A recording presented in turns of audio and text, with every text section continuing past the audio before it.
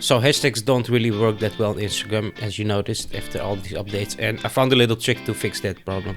So you only have to do this once, and if you do this to all your posts in the future, they will always work. So just try to do this once and watch it till the end, so you can do this on all your uploads.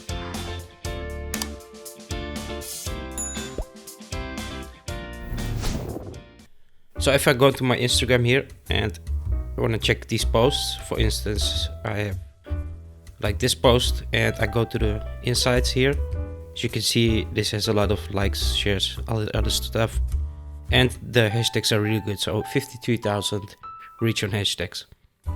And now if we go back and let's check another one, this one for instance has a lot of likes and a lot of comments, and if I go to insights here, this looks also pretty good, but the hashtag reach is only 133. So I found a little way to fix that, and I have been testing this little thing on a lot of posts, and it actually works, and all my posts now are getting a lot of reach just by doing one little thing, and I'm gonna explain to you what you need to do.